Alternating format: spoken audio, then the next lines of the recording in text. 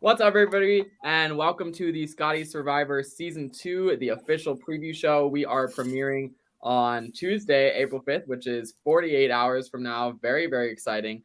So we have some special guests here with us today, and we're going to just do a quick round of introductions. Tuesday, April 5th, which is Shit. 48 hours from now. YouTube is now doing some weird things on me, but you didn't hear that from me. And we're starting off with a bang. Introductions. My name is Shane. I am the co-host and lead editor for Scotty Survivor, and I am very excited for this season. And I will pass it on to Govin. As y'all can tell, I did not eat dinner, so because of that, this is like unofficially sponsored by Wendy's as well. But my name, Govin, also co-host of Sky Survivor. I'll pass it back to Shane. And we have two guests from Survivor Michigan. I'll let Aaron go first.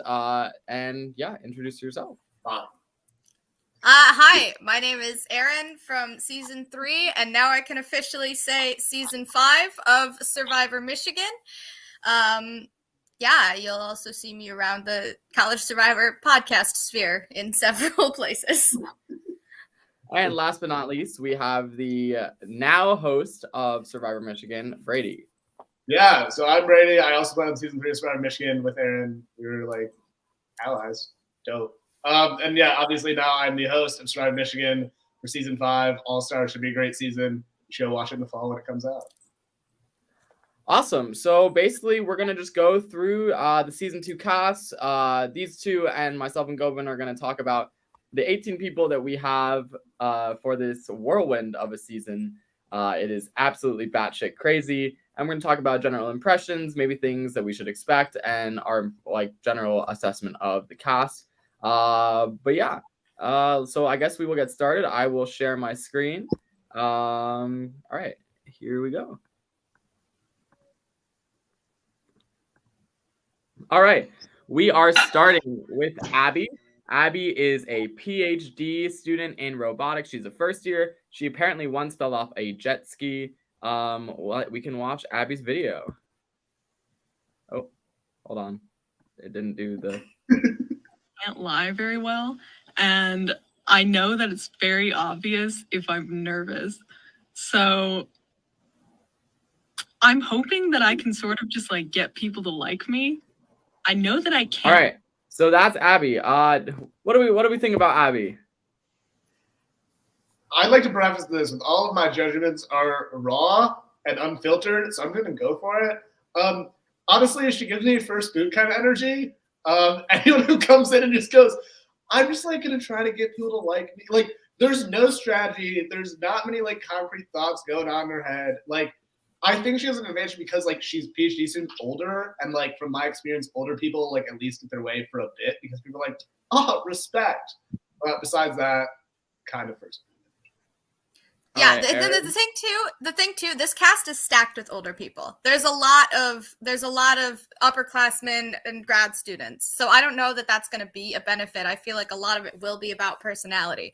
And I also like I don't think that being friends with people is a bad strategy because nobody wants to vote out their friends, unless you really have to, especially in a group of people that don't really know each other. We did see like it came out that a couple people are friends in the trailer, but we can get to that later.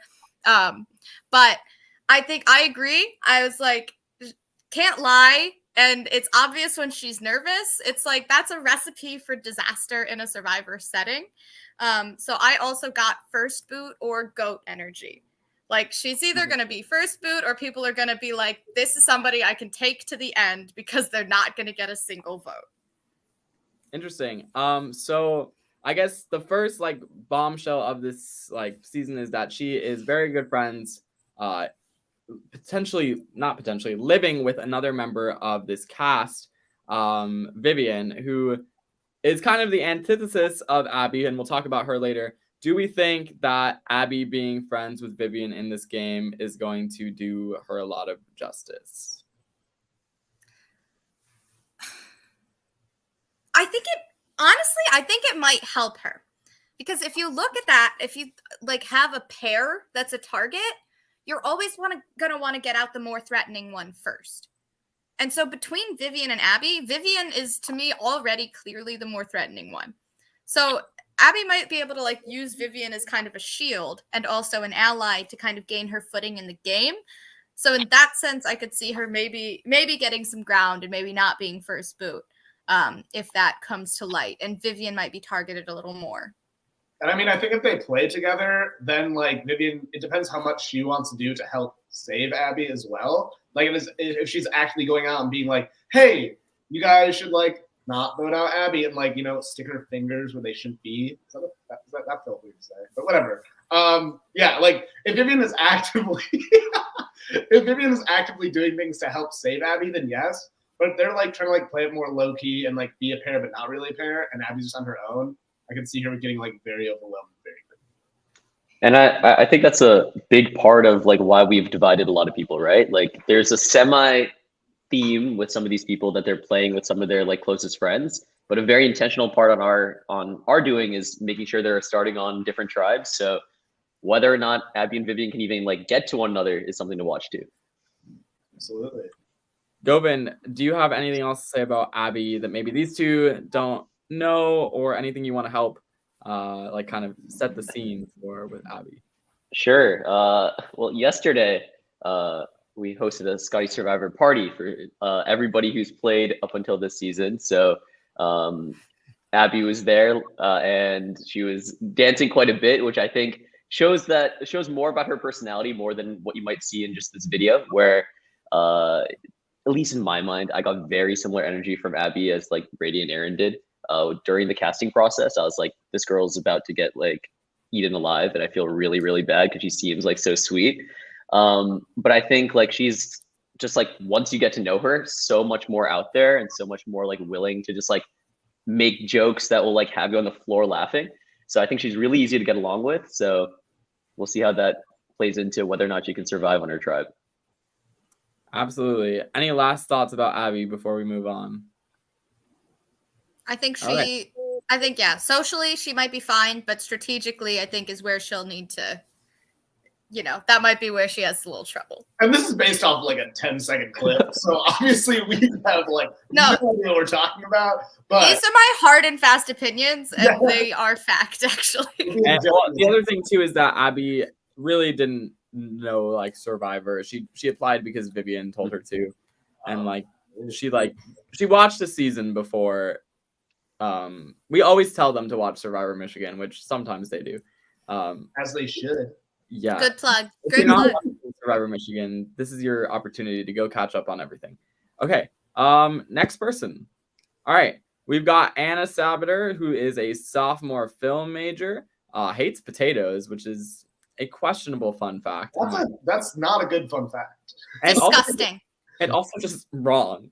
I mean, Like, yeah, it's just objectively no.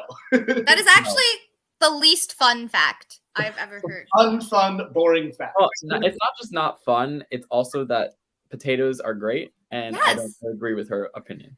Yeah. Okay, let's watch her video. Now as being little Regina Georges. And I personally am a Regina George, but I don't like seeing other Regina Georges. Yeah, I know everyone right now is being All right. What do we think about Anna? Okay. Yeah. So right off the bat, I saw hates potatoes and I was like, can't trust her. Like already a knock, already like on the downswing, already low on my scale. And then I get wanting to be a Regina George. That puts you in like a power position. That puts you in like the popular position on your tribe. But also you're idolizing a bully, which is maybe not what you want to do in a social game. So I don't know. I don't have high hopes for Anna. Like, I don't know. Maybe she'll be entertaining, hopefully. But it's just, I don't know. I'm going to be honest. She's kind of down on my list right now. Yeah, I second most of that. Also, like, my vibe is like, she was extra because she wants to be extra, not because she actually is extra. Like, she was trying so hard to be like, I'm Regina George, and was like bouncing around. And I was like, that's just not like natural. Like, I felt like she was just trying way too hard. Like, and she might try to be a villain, and people are just gonna be like, what the fuck are you doing? And then just like, whoop, toss her out. So I think that some of the villain, like trying to be a villain energy, is coming from her being very good friends with last season's contestant Leo, who said about about 100 million horrible things about people on camera. So, yeah, that probably is where that's coming from. Govin? Yeah. Yep. I mean, what you see is what you get with this video. I think it paints Anna in kind of the light that she lives her life. She's a nice person, but she's here for the drama. So how that plays out in like Survivor is super dope, and I think you for sure see like the Leo Sweeney like impact on the way she like views confessionals, which is in my mind amazing TV. I fucking love it. But like in the mind of others who will learn what she has like said, maybe questionable. Yeah. Any so where do we think Anna's pretty low on the list then? Yeah, I think she might like if she approaches like social situations in the same way that she approaches confessionals, which like I hope she doesn't, but if she does, I feel like she's not going to have a great time forming bonds that she needs to like make it far. Again, I feel like this is kind of the flip. Maybe the flip of of Abby, where like she might be fine strategically, but socially she might struggle. So I don't think we've gotten somebody yet of these two that like are going to have a good balance. So I could also see potential like I feel it's giving pre-merge boot for me. Yeah, I could very well see her just pissing someone off like real quick and then like not trying to fix that relationship and just doubling down the hate and then just like spiraling real fast. Interesting. All right. Yes, I agree. Mm-hmm. All right. Moving on. We got Ethan, who is a master's student studying public policy. His fun fact is that he's a simp. Knowing Ethan, I would say that this is very accurate. You have to know him to understand why, but if you ever go to a club with him, that tells you everything that you need to know. Club? And yeah, let's watch his little video. This is the smiling assassin, and I am ready.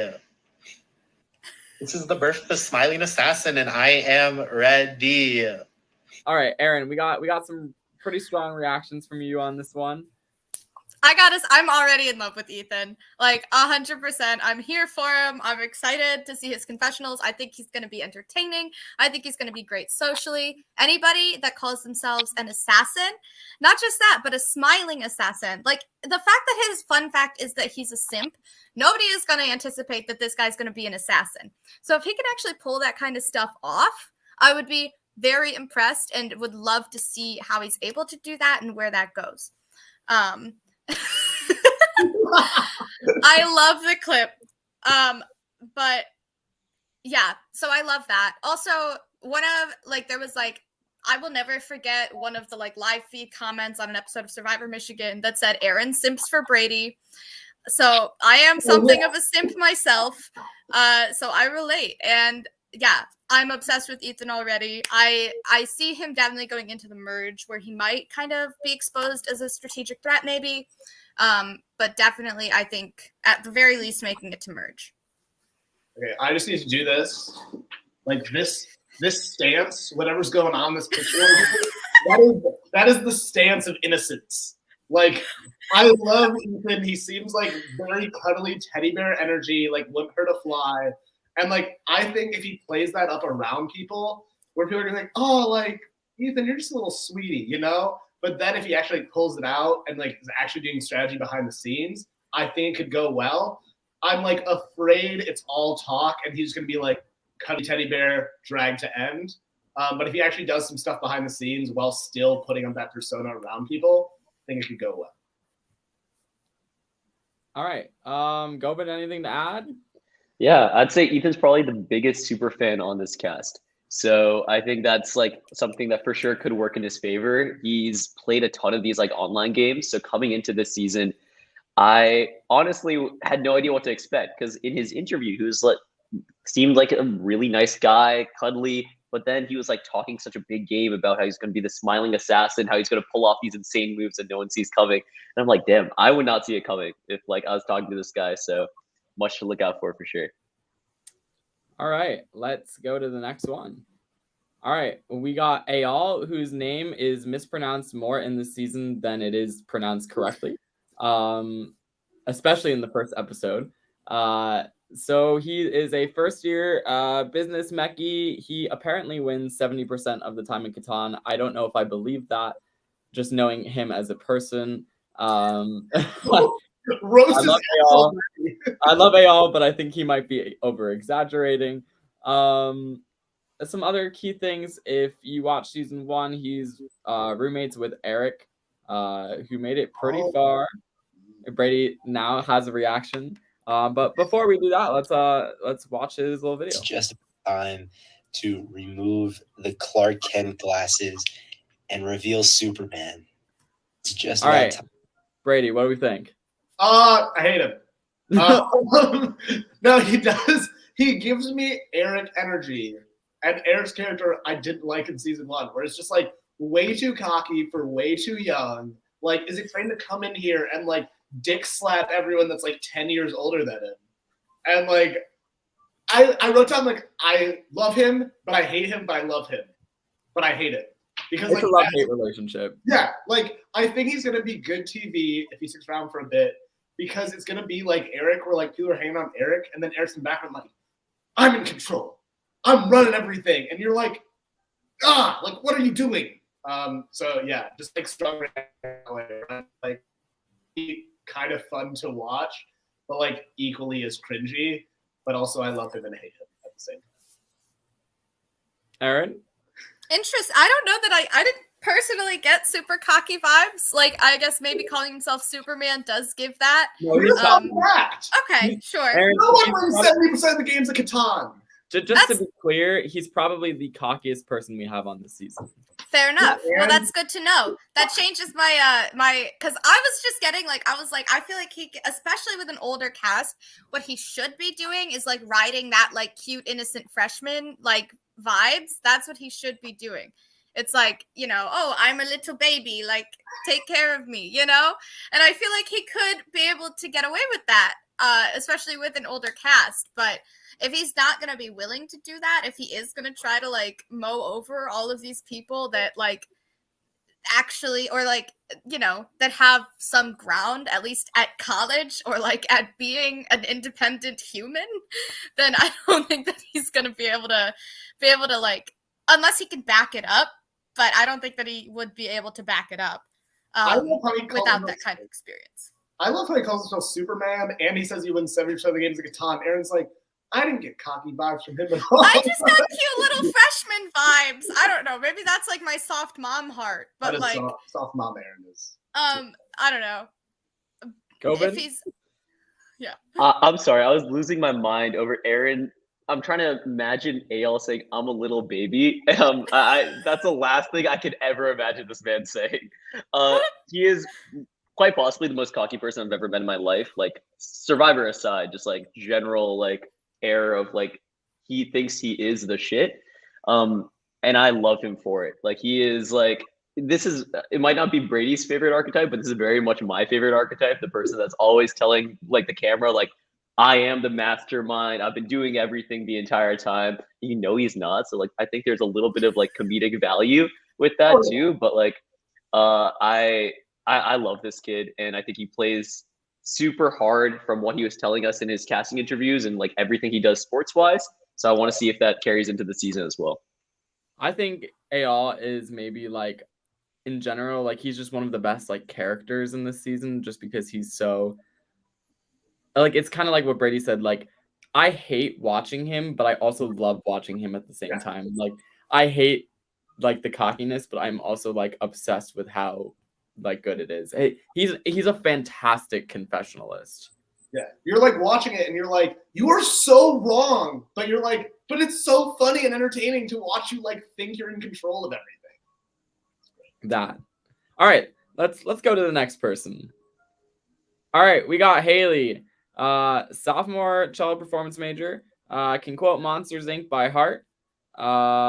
Pretty good friends with Michael from season 1, who fell very tragically to the queen Olivia herself. Let's watch Haley's video. I think that that is the best move for me. It's the best move for my alliance. But Haley, I thought you were afraid of all of your alliance members. I am afraid of all of my alliance members. All right. What do we think about Haley?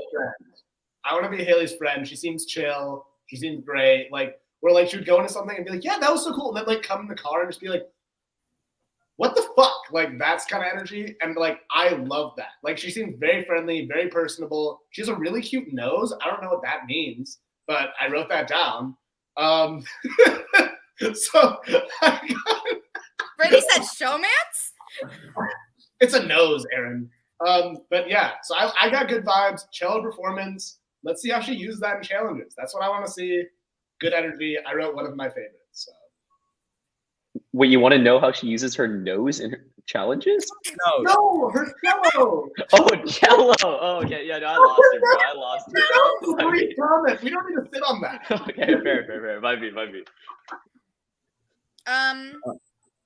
Yeah, I also got super friendly vibes from her. I was like, yeah, she definitely seems friendly, but also it's like the whole, like, I'm afraid of all of my alliance members. I don't think that that's a good attitude to have in the game. Like, you should be wary of people, but you also need to trust people. That's how Survivor is. So if you're like too mistrusting, then you're going to shoot yourself in the foot. And I feel like she could be, I wrote down, I was like, she definitely seems like, she seems friendly and she seems like positive, but I feel like it's in a way that might hurt her. Like, people are going to view her as a social threat. Like, they're going to be like, oh, Haley is really nice. She is really friendly to everyone. That could be a problem.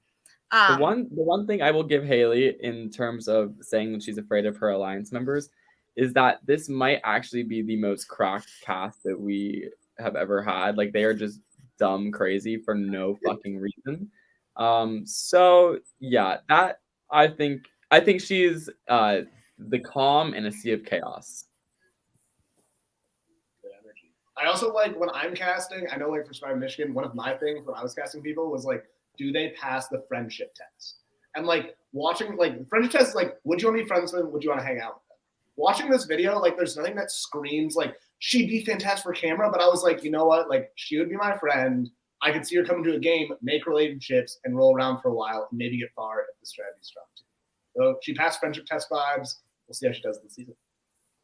All right. Let us go to Henry, who is a junior philosophy major who plays the tuba. And we I feel like one of my big things coming into the game was not to come out of the gates hot. I think it's important to lay low in the early parts of the game. But that's not really happening. All right. Who has something to say about Henry? I think the hoodie confessional was really giving me like villain vibes, or like, you know, like a secret hacker or something like that. Puppet master, perhaps. But I don't know. I feel like it's never good in like your first confessional, presumably, to be like, this isn't how I wanted to start the game. And it's also, in my opinion, it's never good to go into the game necessarily with a plan. It's a game you got to adapt to based on what happens, based on the people around you. So I hope that he's able to adapt, because the best laid plans get fucked up, so they say. So I don't know. This dude seems like he's stoned 95% of the time. Part of the energy that it gave me. Also, like, gate better lighting, my guy. Like, what the hell was that? But yeah, like, philosophy major, that energy, it literally seems like he just sits there and is chill. And it depends whether people are going to come up to him and, like, befriend him and be like, oh, you know, you're a nice, chill guy. Or if, like, he'll just sit there and people won't do that.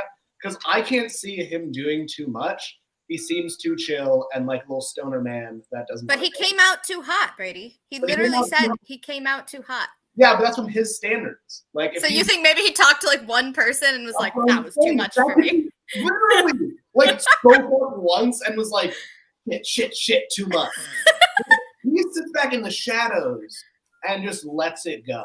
You know, maybe that was it. He is dubbed Mr. Mysterious. So yeah, Govind.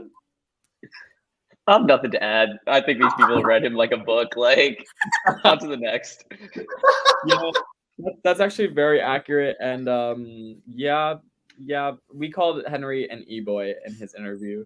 Yeah, I mean, yes. All right, now we've got Joe, senior civil and environmental engineering major, and he worked at his Nana's bakery for 7 years.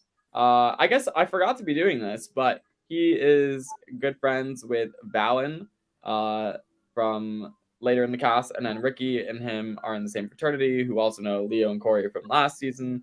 And Joe, Valen, and Ricky are like a little friend group. So yeah. All right, let's watch this video. Kind of seems a little bit like a little slithery snake. We'll see how that goes. He also always goes like this when he talks, which kind of just really gets on my nerves. Okay, I would like to start. He's clearly talking about Ethan in the video because we saw Ethan do this at the end of his video, and I already want him to step off because I don't want anything to happen to Ethan. I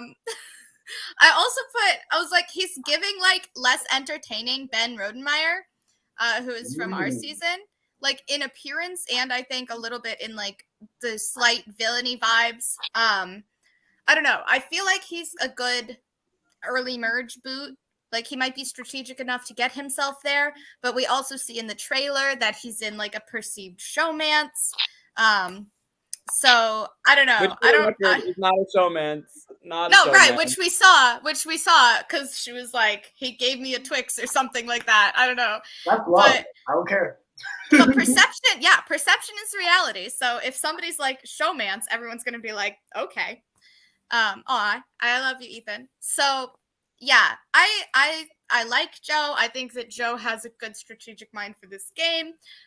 But honestly, if I don't want him talking shit about Ethan, so he can go. All right, before we move on, can we address, this is the second time that somebody, not giving away, but can we address this rumor that Joe is talking about Ethan? To confirm, he's not talking about Ethan, right? He is not talking about Ethan. Okay. Oh, yeah. Okay, then I'm more pro Joe. You're not the first person to say that, Aaron. Every single person has assumed it has been about Ethan. However, it is not about Ethan. I mean, Ethan literally does this at the end of his intro video. We got a lot of hand stalkers on this cast. Apparently. Yeah, I got good vibes from Joe, though. I said he was a cutie. He seems like a good little bean. I feel like he's just solid, like, rolling with the flow energy. And I feel like if he rolls with the flow, he'll make friends. He'll, like, go along, be, like, in power, but not really notice it. But then if he tries to make a big move, I could like see where Aaron says like he could be like an early-ish merge or early. What'd you say? Early merge? I said early merge, yeah. I see that because like all of a sudden he's gonna get there and people are gonna be like, shit, we all like Joe. Okay, get him the fuck out. So yeah, very similar energy. How many people do this? Quite a few. Is it if it's Ranjan, then I'm still not on Joe's side either. So that's all I'm gonna say. Gotta be a thing. Gobin, I would like you to highlight Ethan's latest comment. Yeah, I got you.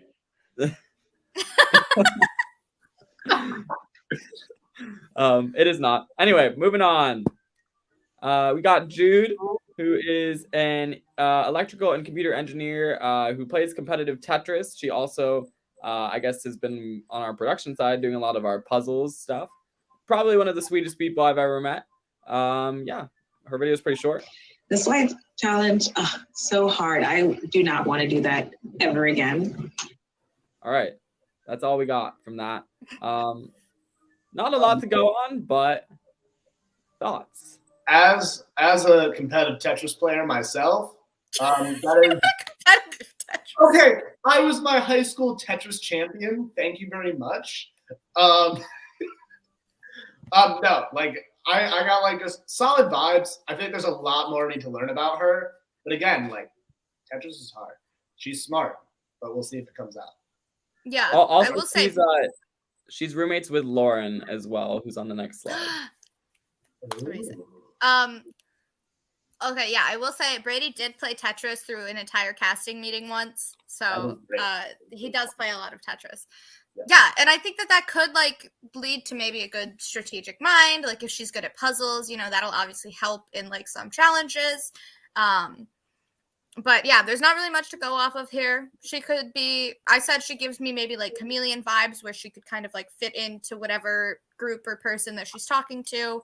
I feel like she would be easy to talk to. But yeah, not much to go off of here, which I hope doesn't mean that she's an early boot, but it's hard not to read into that. Yep, that's very fair. Govin? I think what you see with Jude is just she's generally a really nice person. So when we're trying to pick out a lot of these like clips, we're looking for something super drama worthy, right? But that's just not the way Jude operates. Like she is like going to be like try to lead with kindness. And I don't think that changes a lot like in the way she plays this game, which is in my mind super interesting because you have like a bunch of extremely batshit crazy people who want to be like villains in their own right. And even her own roommate later says that we'll get into that she wants to be a villain. So seeing like this beacon of good work alongside the beacon of evil is a cool storyline too. Speaking of the beacon of evil, we've got Lauren, who is a behavioral econ major, whose fun fact is that she's been a lifelong Survivor fan. I think she needs a better fun fact. That's a pretty fun fact for a Survivor club. Yeah. Cool. Well, we talked about her being a villain. If someone were to try to backstab me or blindside me, I will become a villain, and I will do everything in my power to get them out. All right. Aaron? Yeah, I'll start. I don't know if we're doing this yet, but I've already locked it in. Lauren is my winner pick. I'm here for it. I love her. I don't know what it is. I think I saw some positive things in the trailer from her. I just love her energy. I think she's going to give great confessionals. And it's also not like she's like, I want to be a villain in this game. And if somebody turns on me first, then I will be a villain. And I respect that. I think that that's exactly how it should be. That's adaptive gameplay. That's knowing your audience. And like with this cast, I feel like being a villain is the only way you're going to be able to win. Because if you get to the jury and it's full of like people who are messy and love messy gameplay, somebody like Jude, who is like, stand up, and like somebody like Jude or Abby who are like, oh, like I can't lie, like I want to be a nice person. They're not going to win to an audience of like shit stirrers. Lauren can do that, and I think that she can make it through. So I'm here. I'm all in on Lauren. Big fan. Honestly, yeah, same energy. She seems smart, strategic, like she knows what she's going to be doing. I feel like from day one, she's going to like have control over something. I don't know, like that's the energy I got, that like she knows not to play too hard, but she knows she needs to play. And those are the people that are going to like have control, like pre-merge for a bit, but then be low-key enough during merge to still make it far. So maybe not winner pick, but I see her getting far. Govin, anything to add? Yeah, no, I think Lauren is somebody who knows this game a lot better than a lot of other people on the cast. And I think seeing the way in which she navigates her relationships with people where she's not trying to give away that she's like a Survivor super fan is something that's really interesting in the beginning. And then you see how that plays out over time. That was so cryptic. I'm so sorry. But like, yeah, moving on to You have to be. You have to be. I get it. All right. Let's move on to Nadia. I think that there's a lot to say about Nadia, but let's just watch her video. Also, she is very good friends with Tina, which seems to be a plot line from the trailer, which I guess we'll show at the end. But yeah, here we go. Potentially a fake hidden immunity idol. Potentially. I literally got these from Amazon. They were the first ones that popped up when I just typed in Survivor idol. So I'm really hoping that no one else in this game kind of was thinking the same way that I did. All right. Okay, first off, I think she follows me on Instagram, so she gets like a bonus point for that. Everyone follow me at Radio C. I forgot about that. Yeah, Shane, what else do you want to say? What else do you want to know? No. All right, keep going. But yeah, I mean, the fact that she just like Googled the first one and picked the first one on Amazon, getting sketchy vibes. Like, you gotta dig for a bit. Like, get some weird shit. Like, don't pick some generic thing. Pick something that's like, oh, this is actually an idol because it's weird. So commitment levels, not high enough. Also, I didn't get like too much bougie energy from her. Survivor-wise, bougie Survivor energy, that's a thing. I don't know. It just seems like she'll just like try to play either too hard or too soft and like not go. I think she has the best fun fact. That's like an actual fun fact. That's like cool Steve Harvey complimenting your golf swing. Great fun fact, you know? Not everybody's gonna be able to say that. But yeah, also I love that she's going out and getting fake idols. I love even more that she's doing it in the dumbest way possible. Yep. I think that that's hilarious. Like she's here to play, but she's here to play badly. If that's that's what that tells me. Exactly. And I'm already like, I love that. I love that for her. And I hope that that's exactly like how she progresses in the game. I will say, and Goben can follow this up, Nadia is potentially the most competitive person that we know. By far. Like, by far.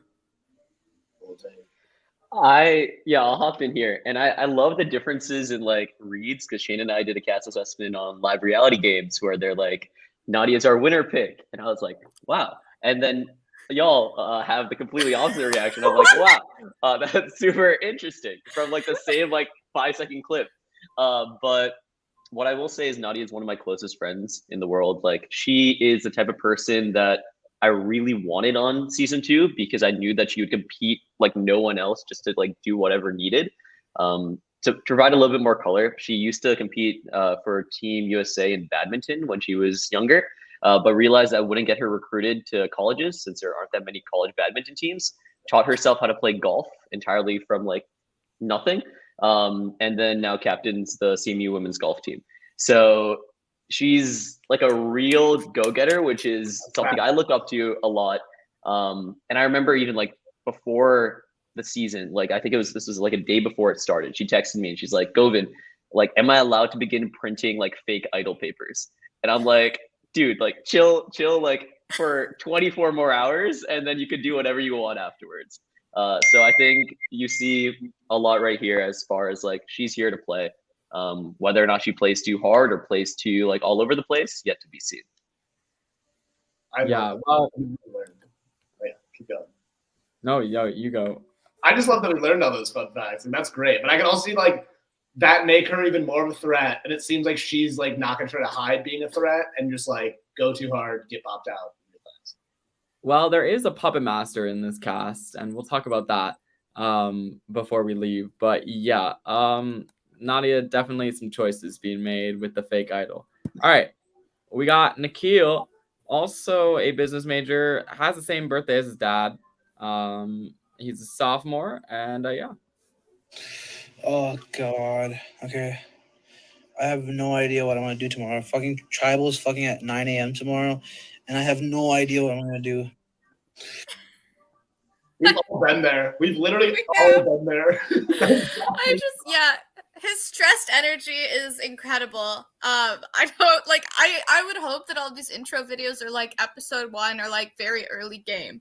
So to be having that level of stress in like probably your first tribal council, I'm like, I adore him.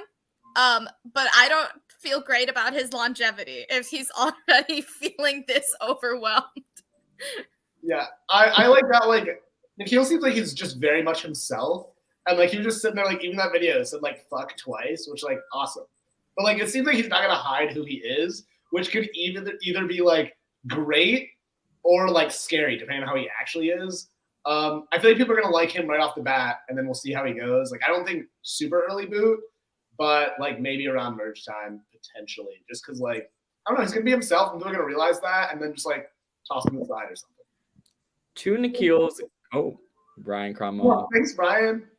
Hi, son. We love Brian. To Nikhil's credit, this pre-merge might be the messiest pre-merge like ever. Like it's just a hot fucking mess. Like editing it, disaster. Like disaster. Like normally, like when you edit like a pre-merge, it's like pretty obvious who's going, and like it's a unanimous vote. Yeah, not really what happens here. I love that. I mean, that's great for content. But if I was playing the game, I would have many reactions similar to Nikhil's, where I'm just sitting there like, what's going on? Like, so love it. I will say, saying like I don't know what I'm gonna do does mean he has options. So like that's good at least. That's a positive. He's very stressed about those options, but there's still options. Fair enough. All right. Can I jump in one thing on Nikhil? I think Nikhil is, in my mind, he came into his casting interview talking about being this huge agent of chaos. Then he's put in a game with other people who are actual agents of chaos, and that's his reaction. So I think that goes to show that like people come in saying all these big things, and then they're with these crazies, and they're like, "I need out," which was entirely my reaction being on prod. I was texting Shane like all through the first week, and I was like, "Dude, we haven't even like included like any twists, but like these people are creating their own twists. Like, what is going on?" I think my like episode 1 like storyboard document was like 8 pages long. Good Lord. Yeah, because that's how much happened in the first week. So mess. Yeah, it was very hard making that into it like an hour's worth of content. Let's just say that. Look who liked this post. Oh, Brady _ OC. Wait, what I did? Oh, did Liked I by Brady _ OC. Hey, shout out to me right there. Oh, it's gone. Too much Brady time. All right. It's a lot of love. Okay, next person. Parker, who has too many majors to count: drama, philosophy, and history. He's in the U.S. Army Reserve, which is really interesting compared to his drama major. But I think that definitely tracks for his little video. That's my sole objective in Scotty Survivor now. I want to know who this is, and I want to take them out the game. All right, so do we think that we know who Parker is talking about? Puppet Master. Yes. Naturally. What do we think about Parker? He's got crazy eyes. I'm terrified of Parker. He seems like a tryhard, and then the crazy eyes too. Like, whoa! Like people are gonna know he's there the second he's there. And either people are gonna like listen to him and like follow him, and he's gonna be like, "I am Army Commander Man, follow me," and like it's gonna work. Or people are gonna be like, "Who the fuck are you?" Also, I wrote from this picture his stance made him look like a nerd. Which if he stands like that all the time, and then tries to command authority, not gonna work. So that's my shitty ass judgment. Yeah, I also said, I was like, I think he's gonna, contrary to a lot of these other people who I think might get like just perceived as in a leader role, I feel like Parker's gonna intentionally put himself there. Like he's gonna be like, yeah, hello, I'm the leader of this team. Like everybody, come look at me. But he seems like clearly, obviously, like everybody's gonna want the Puppet Master out, but like he seems like he's gonna be tunnel visioned on it. Like I don't know that he's gonna be able to kind of like multitask a lot, I guess, which maybe is the wrong thing to say about somebody with 3 majors, but I don't know. I feel like he's, based on the video, he seems like he's going to be very tunnel visioned on this Puppet Master, and it might mess him up, and it might get his feet swept out from under him. Yeah, I can totally see him like interrogating people individually and being like, "Are you?" Flashlight in their face, like. Yeah. And then they're gonna go together and be like, "Did Parker just sit you down, like, and stare at you?" And they're all gonna be like, "Yeah, what the hell?" So I don't know. Very scary energy. These are honestly pretty good. These are very good takes. I will say the one thing about Parker is that coming into the game, he said that he will not lie. He will be completely honest. However, I think that every single person on this cast lied. So, yeah. Oh, they lied in Survivor? Yeah, his whole thing was that he did not want to lie one time. Then he's in the wrong game. Yeah. Govin? Yeah, I think y'all hit the nail on the head for sure. I think he's a man of purpose. He has a vision, and at a certain point, the vision no longer became win the game. The vision became get the Puppet Master out. So, and I think the vision did not become. It was like it happened, and he went. They need to I'm no longer in Survivor. I am in Oust the Puppet Master, which was like I loved because it's like a game within a game. But I can only imagine how hard it was for Shane to edit like these 2 like storylines because not everyone's doing the same thing at that point. Yeah, I can't wait to watch this. He seems like great TV. I will say Parker is another one of those people that is very, very good at explaining the complicated shit that happens in this season. Like I was watching a lot of people's confessionals to like try to pull the clips into like the edit, and like so many like of the like ones that I maybe would have used, I just couldn't because what they're talking about makes sense to them, but not to somebody who has no idea what like the fuck they're talking about. And Parker is great at explaining to like somebody who has no idea what the fuck they're talking about in very simple terms. So yeah. All right. We got Ranjan, who is a junior material science and biomedical engineer. Fun fact, a twin and a Gemini. And yeah, let's watch their video. So like, let's calm down for a moment. I don't want everyone going on thinking I'm like this powerhouse or something. Like, I'm not a mitochondria. Like, let's calm down for a moment. There was a lot that just happened there.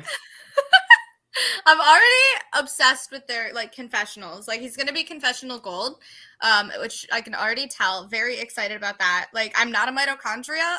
Quote: if that's not the episode title, you were doing a terrible job as an editor. I apologize deeply, but that is not the episode title, and that's because we just have people saying even crazier things. So Shane, crazy, ridiculous. But yeah, overall, adore him. And I hope that he stays in the game forever. Yeah, but like he doesn't win. I want Lauren to win, but I want Ranjan in forever. Aaron, you just can like hone in on one or two people and just like really home. I wrote absolute king, absolute star, like is so extra, but is gonna like every confessional, every time you see them, is gonna be a banger of a time. And you're just going to want to watch more and more and more. Like, could very much see them getting out real quick because they're just so extra and will make them so damn quickly. But while they're in the game, you're going to enjoy it. I'm going to love watching every second of it. So, I'm excited. All right. Govind, do you have anything to add? I think zooming out for a second, just looking at like the tribe dynamics of it all, right? He's on a tribe with like some very normal people and some very extra people, like him and Ethan, very extra.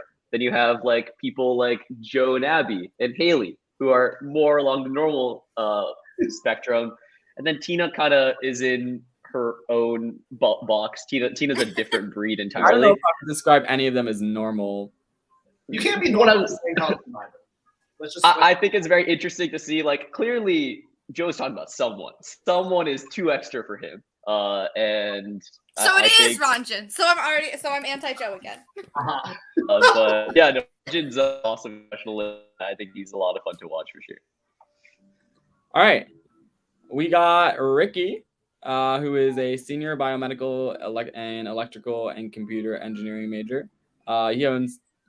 I was corrected, by the way. Now it is now 40 plus Starbucks collectors mugs. That was the text message I received after this came out. But yeah. And he found evidence, and then so did I, after that indeed they are very close friends and have hung out with each other.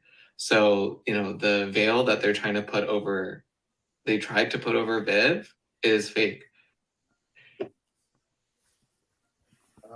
I got like very toned down, like seems much more like chill than like so many people that we've seen, which can go well if you can fly under the radar. It can go poorly if the crazy people just go give people out that's not doing anything. That many Starbucks collection mugs? No, not the vibe. Sorry, Aaron, even though you're a caffeine addict. Like that out of all things, what you're like basing your life around? Not very exciting. So literally the first thing I wrote down for him was a man after my own heart with the mug collecting. That is quite literally the first thing I put. Yeah. But I just think like very chill, like toned down, a little bit boring, a little bit of a nerd. And it can go well if he flies under the radar. It can go poorly if the crazy people go give people out there aren't doing anything. So yeah, that's my judgment. I agree that he's toned down. I think that he might, like, based on his confessional there, I think that he might be in, like, a solid information position, though. Like, he's like, I found evidence, so did this other person. So that means we know that he at least has somebody that he's, like, talking with, that he's, like, openly sharing information with, which is definitely a positive. So I'm feeling like, I don't know, just based on that, I feel like he might be in a good spot. he might be somebody who's a little more toned down that people would want to tell information to, because they'll be like, oh, you're not a loudmouth, I can tell you stuff. Like that's going to be a good person to be kind of an information center of this game. And I feel like Ricky could be that guy. He can just put all of the pieces of information in his mugs, fill them up for the whole game, and then pour them out at Final Tribal. I will say the one thing about Ricky is that he might be toned down compared to some of these people on a confessionals level, but from a gameplay stance, this man is one to take risks. He does even not, better. Yeah, he's not somebody who plays safe. He thinks about what's going to be best for him, and if that means taking a risk, he's going to do it. Good vibes. Also hopping in on the Ricky thing. This man is fucking built. You can't tell from like his like just how he just like stands there and whatnot, but he's deceptively strong. And I like last man I'd want to fight in like an arm wrestling competition. So whether or not that helps in like challenges, I mean, Survivor isn't super strength based, but could be an asset. All right, we got 4 more. We got Tina, who's very good friends with Nadia, loves trying exotic foods. That's the kind of fun fact I expect from Tina, who compared her gameplay and her application to a blind moose slipping on ice. Yep. And let's watch her video. I don't think I've ever met bigger hypocrites than you two. I really don't.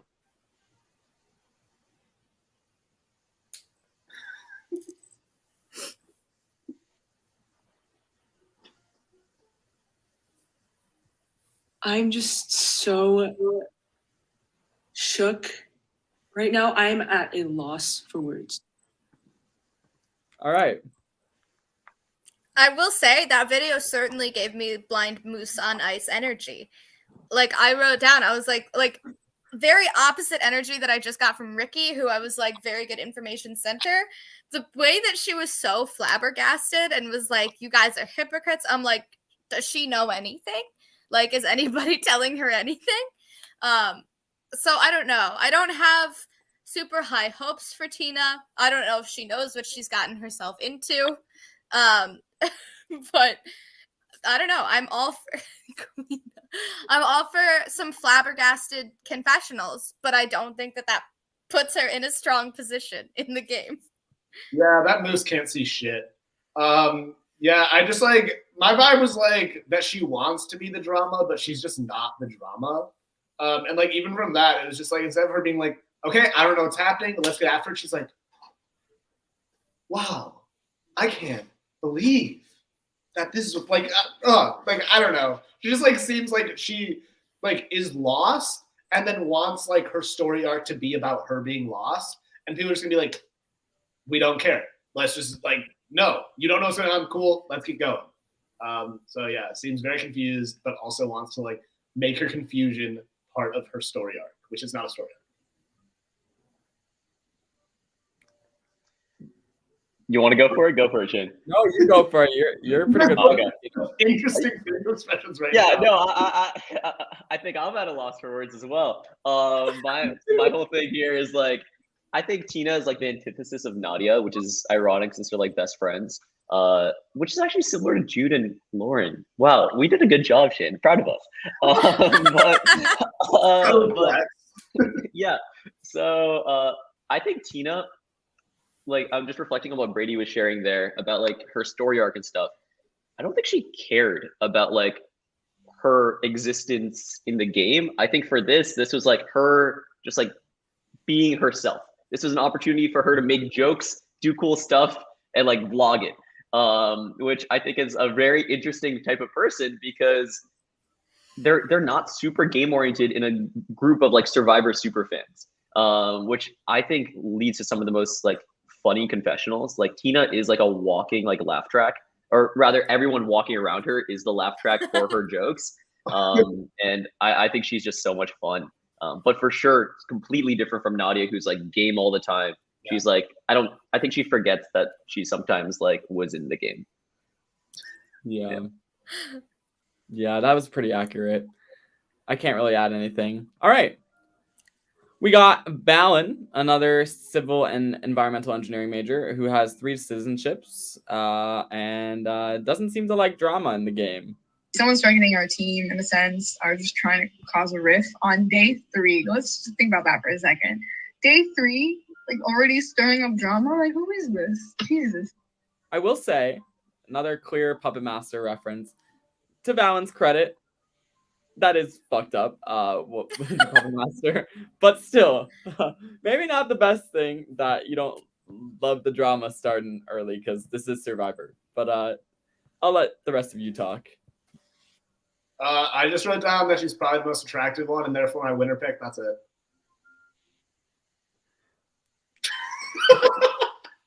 I'm not surprised that that's what you think. That's it. That's all. That's all I got. Aaron? Anyway, I think that it's cool that she's a triple citizen. That's pretty cool. She's the one. She's close with Joe. Joe and Ricky. Okay. But Joe and her are a lot closer than Ricky is to either of them. Okay. Interesting. I feel like she might have to really rely on those relationships if she is being like, I don't like drama. Because, yeah, especially, number 1, you're in the wrong game. Number 2, this is not the cast you want if you don't like drama. So I don't know if she's going to be kind of like an early burnout because she's like saying to other people, like, I don't really like what's going on here. And they're going to be like, oh, then maybe you should just leave. But I don't know. I think if she has relationships to rely on, then great. But also if they're on different teams, like Govind said, then like maybe she's not in the best spot because she's not going to want to like make alliances with people that she thinks are causing drama, which seems to be the majority of the cast. So... Yeah. On a more real note, she just like seemed to like kind of be herself, which is just like, again, in Survivor, like it can either get you really far or not far at all. And if you don't like the drama, you don't want to work with the drama people. Like that's like hard in Survivor when everyone's creating drama. But also if you can like still kind of play that up and like be in the back of your head, like I don't want to work with these people, but still make friends with them. Like she seemed friendly enough to do so. It can go well. But yeah, I could also see very early burnout. All right. Oh, shoot. I X'd out. But we will go to Vivian, who is, again, another opposite of Abby. We really cast opposite pairs of friends. Cool. PhD robotics, has a computer chip in her hand. Super cool. And loves lying. Man, I fucking love lying. It's such a thrill. I feel wicked. It's amazing. So I enjoy lying. Not in my real life, guys. You can be my friend in real life, but I'm talking about in this game that's designed for you to lie and cheat and steal. Like, it's so fun. You never get to do this in real life. This is why I'm playing Survivor. I love her. I love her so much. And like, I know I don't get a backup winner pick, but if I do, it's Vivian. She is like, it was literally, so here's the thing. I watched these all like in alphabetical order. And once I watched Lauren, I locked her in as my winner pick. Then I watched Vivian and I was like, do I change it? I didn't end up changing it. I'm sticking with my guns with Lauren, but I love Vivian. I love the energy that she's bringing in. I think that she's charismatic. She draws you in. Like, I want to talk to her. I want to be her friend. Like, you can lie to me, Vivian. I do not care. I just want to hang out with you. And I feel like she brings a great energy for this game and for this cast. And I do think I can see her going really far. And she's a cyborg, so like really cool. She fucking terrifies me. Like from everything, the clip, the chip in her hand, like I would not trust. Like if I got McDonald's, I would not trust leaving that McDonald's around her and go to the bathroom because I knew a couple fries were gonna be gone when I come back. Like I cannot trust her with shit. She's scary, but she also seems like she'd be okay to be around, which is even more terrifying. So I can't wait to see where she goes. I see her going far. But yeah, scary vibes, scary energy, but I love it. I actually just saw Govind's comment on the Instagram post that said cyborg season. I did not see that before I called her cyborg, but I love that we're on the same wavelength. Great minds, great minds. Vivian was both Govind and my winner pick going into the season. So I guess that just tells you our thoughts on her. But we'll see how she does in the game. Wait, and Shane, Oh, I think we got to tell Aaron and Brady at least like how she showed up to her interview. Yeah. Go for it. Okay, so Vivian was like one of our final interviews of that day, and we were like wrapping up stuff. So I didn't really have high expectations. And then this girl like hops in looking like a pirate. Like there's like an eye patch like completely draped over one eye. She's driving in like some weird like car that's clearly like on its like she's doing giving other stuff. Vibes. It was giving kidnap vibes. Exactly. Very much kidnapped energy. And she's like, yeah, sorry. I just got like stung and like the entire side of my eye, I cannot like operate right now. And then she like completely drops that and then starts talking to us about her time being like a monk for like where she did like a week-long like vow of silence. And 3 months. How the hell? I don't think she was silent for 3 months. I think she was a monk for 3 months and did a week of silence. I think 3 months is like that's an insane amount of silence.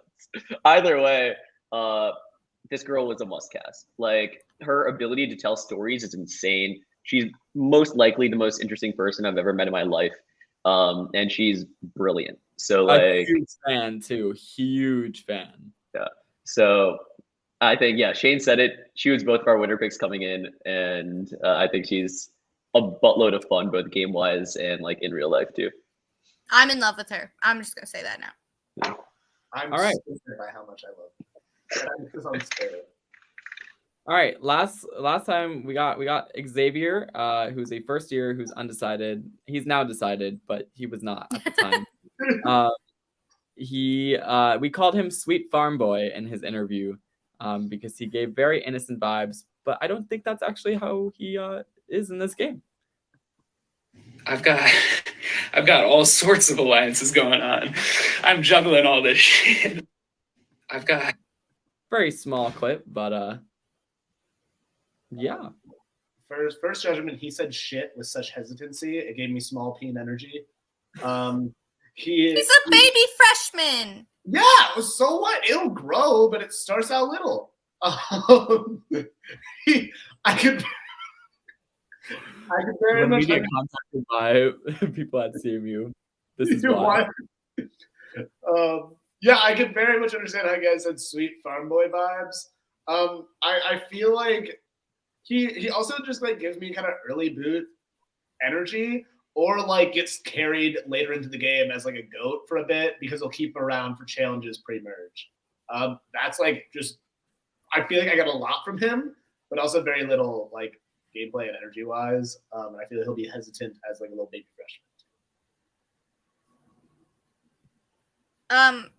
First of all, gotta say, love the shirt. It's got a dog on it. 10 out of 10 there.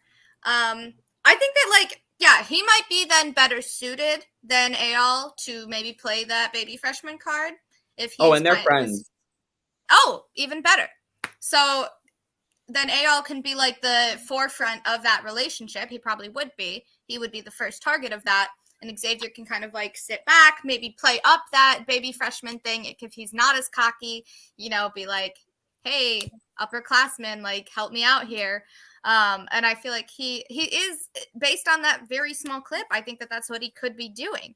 Like, he's like, I'm juggling all of these alliances, which, like, that means he's in a good spot. That means he has a lot of alliances to be juggling. It means a lot of people, like, he's another one of those, like, maybe more muted characters that people are going to trust a little bit more, that people are going to tell a little bit more information to. But as long as they don't talk to each other and are like, hey, wow, wait, we're all talking to Xavier? That's kind of like, that's weird. So I think that as long as his best move, I think, would be maybe like diverging all of his allies and making sure that they just don't talk to each other. And as long as he can kind of stay in that like under the radar middle position, I think that he can do that well. But as a freshman, as an inexperienced, farm boy, maybe he won't know how to like navigate those complex social relationships. So I could see either like, like a mid-merge or maybe like another one of those like early boot or goat situations. Interesting. All right. Well, that is the cast. But before we, I guess, depart, we will take a look at the trailer if it plays well and then get like general thoughts. Can we hear it? Yeah. Welcome to Scotty Survivor Season 2! What handsome gentleman. Ready? Go!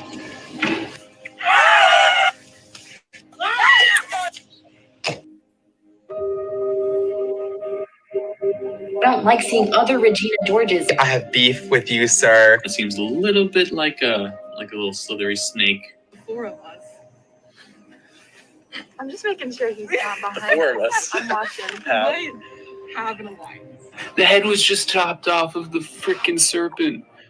I will become a villain, and I will do everything in my power to get them out. We're just like an iceberg, and everyone on those allies, like the group that voted yesterday, were like on the Titanic. And he gave me a Twix bar, and I thought literally nothing of it. And apparently, it became this whole ordeal. Because I think like literally it's just like him and Haley all the time. This is Survivor, not The Bachelor. And now everyone is like, uh-oh, the Twix bar, uh-oh. Xavier sprinting! Oh! And we gotta win that! This is the birth of the smiling assassin, and I am ready. I hate backstabbing Lauren, but Yeah. she's a threat, I think. I shouldn't have done it, and I actually regret it. Whoa, hold on. You are calling me a liar, sir. Aren't you? Three of them went in that direction. I feel like they have an alliance. Come on, Savannah!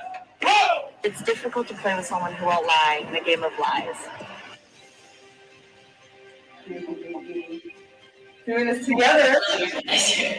I saw them together with two randos. Ethan, we're friends. Now he knows that we know each other. Wait, what? Got a very suspicious email last night from some guy who is self-proclaimed as the puppet master. Everybody in the tribe got the email. Strikes me as someone who could be the puppet master. But the master's gone next week. This means war. The master! Why are you doing this to us? You seem like a valuable ally, and I'd like to see you rescue this game. I am willing to trade. Show me proof you have another tribe title by hitting me on Monday, March 1st, and we can arrange an exchange. If this price is too steep, I am a reasonable person. I am open to other offers. If you want. Yours truly, the Puppet Master. Goodbye, Puppet Master.